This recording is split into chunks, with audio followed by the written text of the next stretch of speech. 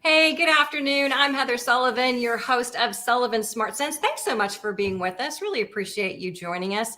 Today we're going to dive into a hot topic because I know so many people are affected by student loan debt. And of course, we've got a graduating class that's just coming out of college now. Some of those folks are going to be dealing with student loan payments soon. Maybe you've been struggling with student loan debt for years. It's really been an issue that's hampered a lot of people for decades in this country, the weight of student loan debt. And of course, we've been seeing a lot of talk about changes, a lot of changes we've already seen. So we're going to talk a little bit today about, of course, we've got President Biden making proposals about some student loan forgiveness. We're going to talk about how to get ready for the federal student loan payments that are going to be resuming August 31st. And of course, we're also going to talk about the changes to the PSLF program, the Public Student Loan Forgiveness Program. This is the program that's been in existence for years. But as you know, so many people who were serving in the military, working as teachers,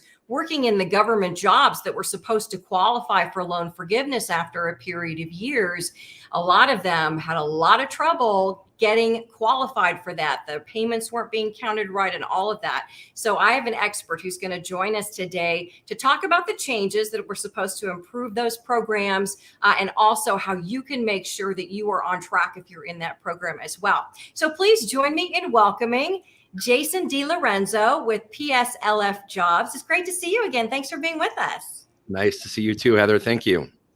Well, let's dive right into it today because strong introduction there. We got a lot to talk about here. Yeah, we do. Yeah. But let's dive right in because right now, I think one of the buzz things that people are talking about is this whole, concept of student loan forgiveness. And also we've got the payments that are going to resume in August 31st. We've seen this pause for more than 2 years.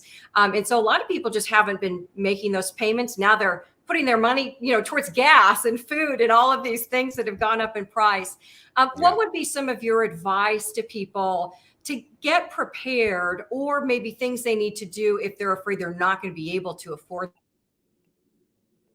Sure. Just as a refresher with what the CARES Act actually instituted here with the payment and interest pause is if you have federal student loan debt as of March 13th, 2020, so now over 2 years, no interest has been accruing on your loan. So it made sense maybe to not pay and put the money towards the inflationary concerns. And no payments have been required. And they were halted for everyone, whether you needed relief or not. It's been extended now 5 times. And as you mentioned, the latest date now is everyone is supposed to go into repayment on their student loans on September 1st. So in terms of preparing for that, if it doesn't get extended again, that's probably another discussion because with the midterm elections coming up and some increased inflationary pressure and now the market seeming to succumb to that a little bit, it wouldn't be shocking if they extended to 12/31, but it would make sense to be preparing for a 9/1 repayment start date. The first thing you're going to want to do is make sure that your loan servicer has current information for you. That is so often a thing that we don't update when we're moving or changing locations or any sort of changes that happen within your profile. You should let your loan servicer know about so that they can get in immediate touch with you. If there's a more frequent email address that you're using, certainly your address. You want to make sure that they have current information for you. And then the second component to that is if you were using a repayment plan that doesn't make economic sense for you anymore from 2020 to now, either because you've had a change in your income, you're going to want to make sure that you've determined what a payment you can afford. There's a menu of federal repayment options available for people today to where if you can't afford to pay anything now because either you're not working or your income is minimal or it's just not in the budget, there are options to do that without going into default today. So you want to make sure that you choose a repayment plan that makes the most economic sense for you of the menu of plans. And maybe we can get into that a little further. And then if you are ready to go back into repayment, which let's face it, a lot of people are are ready to, if you have high interest rates on this debt and you can afford to go back into repayment, and now the interest is going to start accruing again, pick a repayment plan and get rid of this debt, particularly if it has higher interest rates, like grad students tend to have 6 and 7% debt. Aggressively pay it down and potentially even consider refinancing to lower the rate, because once the interest rate goes away for the CARES Act, that could be, there could be an opportunity still to lower the interest rate if you're ready to go back into repayment. Yeah, you mentioned loan servicers, and about 6 months ago, there was a change to a number of the loan servicers. That's right. The Department of Education, changed who their contracts with. What are you hearing from borrowers? Are they finding their servicers? And how is that going? Great question. So the loan servicer change announcements that were made, the two of the larger loan servicers out there are going to be Fed Loans, I know we'll talk about PSLF.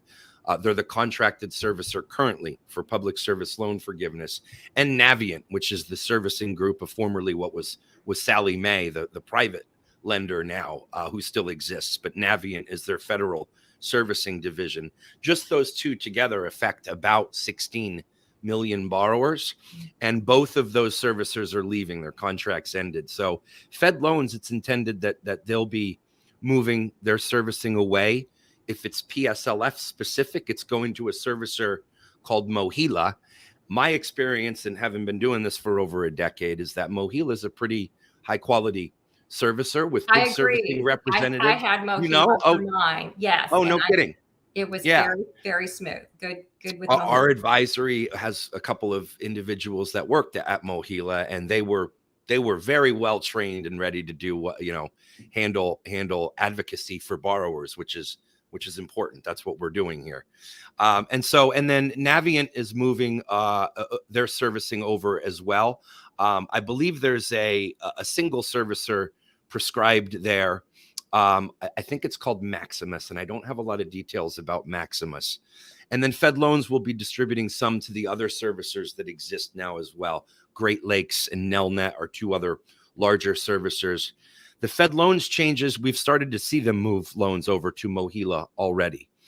Fed Loans is still actually the servicer to do administrative things with for PSLF, unless Mohila has already taken over. They're still wrapping their arms around the PSLF stuff. And so we'll expect that to probably exist for the next 6 months to a year. But you're starting to see the servicer transfer now from Fed Loans. Navient signed on for another 3 years. And so if your servicer is Navient, you might not see changes for a little while longer. Okay. Wow. You got a comprehensive grasp of all of them, because there's a lot of them. So that was very good. Oh, thank you. Yeah. When we're doing borrower advocacy, you got to kind of know every profile here. Yeah. Every player. Yeah. Yep. Before we dive into the PSLF, let's just talk briefly a little bit about, because I know a lot of people are watching because they're hearing just a lot of talk, a lot of news about this possibility of loan forgiveness in general. And so basically, we've heard President Biden say that he'd like to see this happen, but I know there's debate about whether he has the executive power to wave the wand and make money go away, or whether Congress would have to pass it. And we've seen amounts range from 50,000 to 10,000.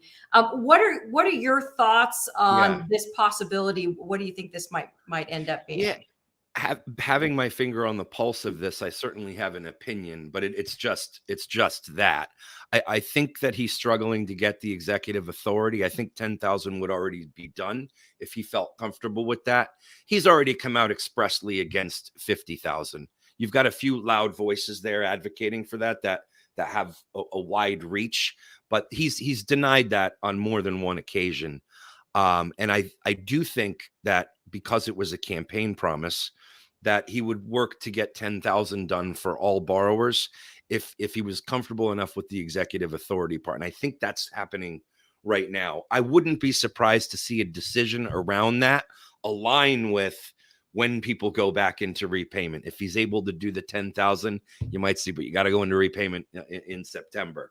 Otherwise, if that becomes more of a challenge, particularly with the economy the way it is right now, if this persists through the summer into the fall, you could see an extension out to 12/31, past the midterm elections, and maybe a decision later. But I think he wants to get that broad cancellation decision done pretty soon here. The last I checked was 2 weeks ago, and it was a 2-week expiration date on wanting to have the answer. But the last I saw was struggle with the executive authority part. Yeah. Okay. But if you're Well, expecting 50,000, this expert's opinion, yeah. I think be happy with around 10,000 if that's going to happen, Yeah. and an expectation of going into repayment. But a Yeah. broad array of other repayment plans that offer significant relief. I think that gets lost in the discussion around blanket loan forgiveness for everyone. Yeah. Only 20% of borrowers were in a defaulted, neat state on their student loans prior to the pandemic. The majority of borrowers were dealing with it. It's a problem. But there are federal repayment plans that offer significant relief today. PSLF obviously being one of them. Yeah. So let's go ahead and dive into that, Sure. because it was last fall, because we were seeing these ongoing issues with people that are veterans, they've served, they're teachers, they're working in government jobs, and they were supposed to be qualifying for these existing PSLF programs. Yep. So they made some changes to clean it up to help people qualify.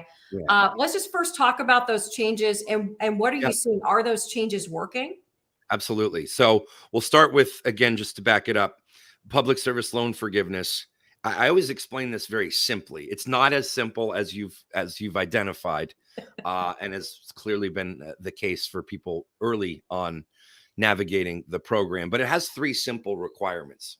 You have to have the right kind of loans and be in the right kind of repayment plan while you're working full time for the right kind of employer. And so those 3 things today are direct federal student loans, and everybody has those if you went to school on or after July of 2010, because the government nationalized student loans in July of 2010, and your lender became direct loans, which is the Department of Education. Prior to that, the Sally Mays of the world were participating in federal lending, and those loans weren't eligible for PSLF, but they could always be consolidated. Most people didn't know that, and the servicers had an incentive to not tell you that, and that was a problem. So the first part is the right kind of loans, and everybody that has those old loans can still qualify today if they have those loans. But prior to the overhaul that was announced, they were being told no. The second part is an eligible repayment plan. That's really any income-driven repayment plan, and the majority of borrowers have been using income-driven repayment plans in recent years. They've become increasingly popular and understood to provide relief and savings and interest subsidies and all of that. In more recent years, they've reached sort of a critical mass.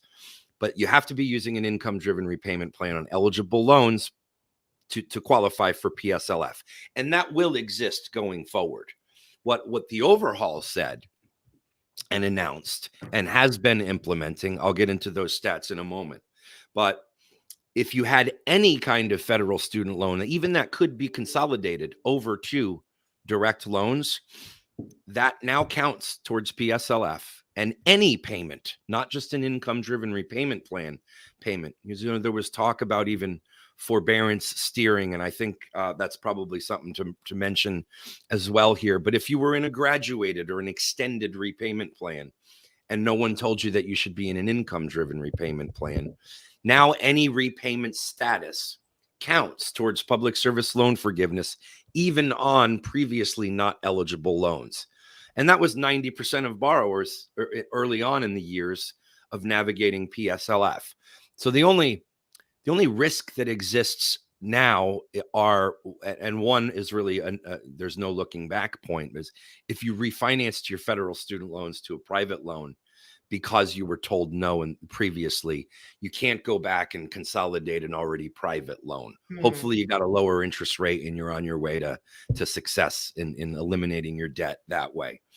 But if you were told no before and you still have these federal student loans that were not yet consolidated to direct loans, you can do that now and anytime before October 31st of this year. I would say just do it right now. you go to the PSLF help tool at studentaid.gov. They'll identify the loans there for you that need to be consolidated. Move those loans over to a direct consolidation loan and enter one of the income-driven repayment plans that makes the most sense for you, and you're on your way. Any progress that you've made toward PSLF on any other loans will not be interrupted by that. So I think your last question was what's been the impact of this. We've seen the number of borrowers that have received public service loan forgiveness grow. I think that roughly 1,400% if I just do year over year, 14x. Yep. Mm-hmm. And we've seen the total amount forgiven go from less than $1 billion this time last year to we're creeping up on, I mean, by the time they report the next allotment of loan forgiveness, it'll probably be over $8 billion. So, 8 to 10x of actual dollars forgiven.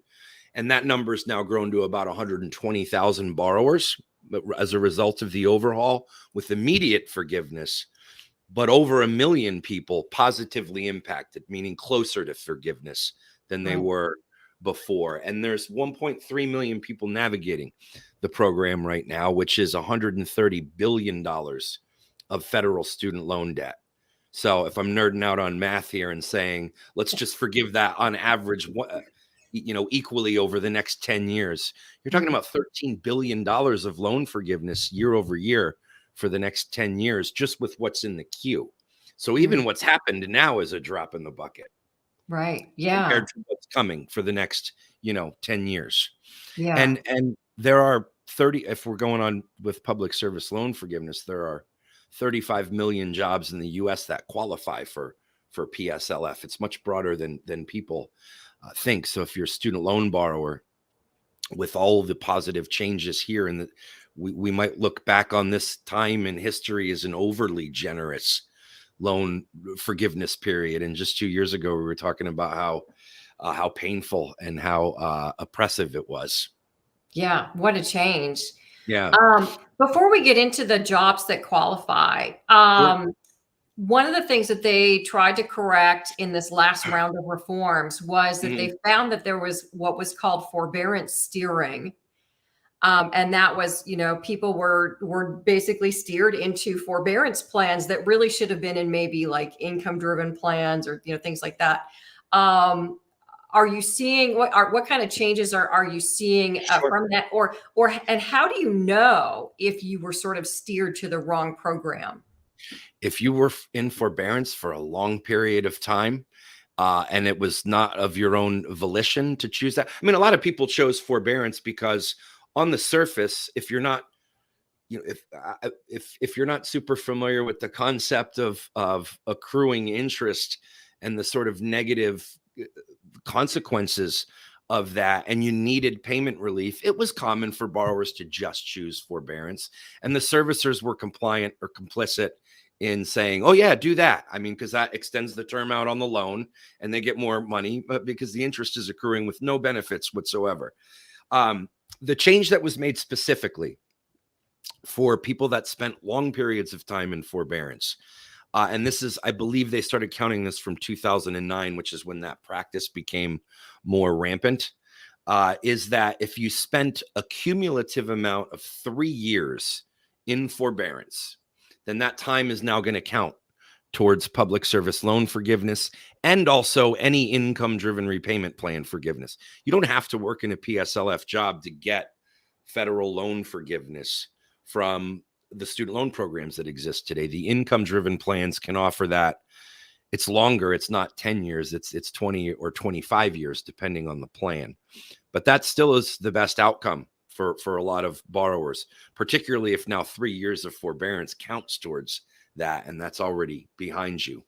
Also, if you spend any consecutive 12 months in forbearance, that's also now going to count as qualified payments towards either PSLF or income-driven repayment plan forgiveness. So I mean, if you're taking notes, it's any cumulative 3-month period where you didn't pay anything in forbearance, or any 12-month period that was consecutive, is now going to count towards income-driven repayment and PSLF forgiveness. Should note that that's separate from the CARES Act the zero payments that have existed now for over 2 years, that Mhm. counts towards all the loan forgivenesses similarly. And that's no additional review needs to be done there. That's been established. Yeah. We got a couple of quick questions I want to share and see if we can answer. So Jocelyn's writing in, what if they already consolidated and I'm in the income driven already? Yes, you're on your way to loan forgiveness according to the profile of the income driven repayment plan that you're in. This waiver period also said that if you had your FFEL loans, they were called, the pre-2010 federal student loans that weren't direct. If you had any progress towards PSLF on those loans prior to this overhaul, you were told that time didn't count. You should do an employment certification form if it's PSLF to make sure that that time is now gone back and counted for you. The government or the Department of Education won't take on the responsibility of reviewing past employment to qualify if you haven't ever submitted an employment certification form for that employment. So I don't know, Jocelyn, if you're in a PSLF role or you're just seeking income driven repayment plan forgiveness, but that the former there, the PSLF, requires employment certification. And so if you're trying to certify time pre-consolidation, you want to go back to the employer and make sure that they certify your qualified time there. But otherwise, the previous time will now count towards income driven already. Jocelyn, thanks for the question. It's a great question. And we've got another one from Kel. Will I get a refund on the loan I've already paid back? I'm thinking no, but what do you say? Yeah. So refunds have been happening. Yeah. Really? So let's say you made, because of having FFEL loans before, let's say you started the PSLF trajectory in 2008, but you didn't start accruing PSLF under the old program circumstances until 2011, right? And you made 2 or 3 years of payments on FFEL loans that would have qualified with the overhaul. You're technically entitled to a refund. You overpaid based on the circumstances of the overhaul. And there have been more than a fair number of borrowers who have received unsolicited refunds. And so now those circumstances, Cal, are complicated. I don't know exactly what your profile looks like, but we have been seeing refunds for people that overpaid when the overhaul was applied, and 6 years suddenly became 12 years. Wow. Okay. Great question. Thanks for asking that, Cal. We got another one who says, what if I'm currently working on my master's? Should I still apply? So if you're working on your master's, now I don't know with graduation time and all of that, presumably we understand that master's degrees are, when I work with teachers in schools or social workers in family and social services organizations, not uncommon to see debt levels of I think they say 23% of nonprofit employees have at least 90,000 of student loan debt. I've definitely seen profiles with 200,000 or more. While you're in school and accumulating debt, you're not able to meet the 3 requirements of public service loan forgiveness because you're in a loan deferment, and you're not making payments, therefore, typically. And so you can't meet those 3 concurrent requirements. Once you're done with your master's and you remain in a qualifying environment, you'll start counting your 10 years right there immediately from when you graduate. Strategically, you could even consolidate and start your repayment plan immediately when you're done with your master's and achieve PSLF 10 years from when you finish your master's. And so absolutely, there's nothing to apply for until you actually have graduated. The loans go from a in-school deferment status to then a repayment status, where then you can start counting the 10 years. But absolutely, you should still plan on PSLF if the economics make sense, which is another, not everyone who has student loan debt and works in a nonprofit is a PSLF candidate.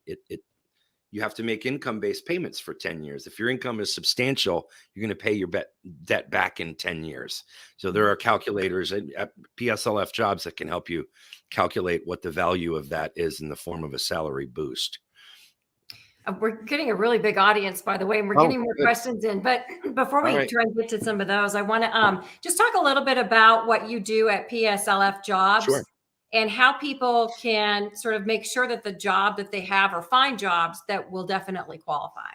Yeah. Well, if you're talking to a qualified employer that knows nothing about this, loop me in because they should really be helping you. I mean, if you think about it just from a strategic standpoint, and we talk about the Great Resignation and recruiting and retention the economic environment seems to be changing now, but the public service loan forgiveness program offers relief to people that work in qualifying environments, which is any federal, state, or local government or agency, or any 501c3 nonprofit, which is roughly, like I said, about 35 million jobs in the US. They get a federal subsidy to what they pay you when you get public service loan forgiveness. So it's a recruiting and retention tool for them. And so you want to make sure that the employer understands this and isn't denying this application from you. That should be less common now, but it still happens that employers say, I don't know what this form is. I'm not comfortable filling it out. But in terms of finding a PSLF qualified job, there's 35 million of them in the United States. I think the first thing you want to do if you have a high level of student loan debt is calculate how much actual savings is available to you through PSLF. If you are, and I'll just do a couple of examples here, but if you are planning on making, say, $90,000 a year, and your student loan debt is at $35,000 or $30,000 a year, in an income-driven plan, you're probably going to pay that back over 10 years. There's no economic benefit for you to take a nonprofit job versus a private sector job. There are certainly the professional and personal advantages of that. Maybe that's why you wanted to work in a particular nonprofit or public service environment. But economically, it's where you start to see that your debt levels exceed what salary you're expecting to earn. So, for example, a teacher with a master's degree, $150,000 of federal student loan debt, not uncommon, that is going to see a starting salary of $50,000 to $55,000. You're probably going to save about $150,000 payments wise. And that makes your salary of $55,000 worth, compared to the private sector, probably $75,000. So we have a calculator that will help people figure that out pretty quickly. And that's a first step, is figure out, can I get relief from PSLF? Or am I working in public service because that is a personal goal of mine? And then our jobs board features now probably 15,000 jobs that are being directly posted by PSLF qualified employers that want to help with this. There's 35 million out there, so we've got more to go. But any federal, state, or local government or agency job in which you work full time, and you don't have to work the whole 10 years with that same employer. I started working with medical graduates, years ago, and they do their residency in nonprofit teaching hospitals. Then sometimes they go off to do a fellowship in a different hospital, and then they go practice in a hospital somewhere else. That's 3 different jobs that comprises the 10 years. And then loan forgiveness is available for graduate health professionals. So it doesn't have to be the same job. If you've got progress towards this, say 5 years of already qualified employment, certainly that next 5 years becomes even more substantial, especially if your student loan debt's grown over that 5 years. There's more value there. Okay, we've got some more questions coming in. So Jean writes, I've been at my public service job since 2011. My student loans have been in forbearance since 2017. Haven't made a payment yet. When will it be on the income-driven payment plan? Should I apply?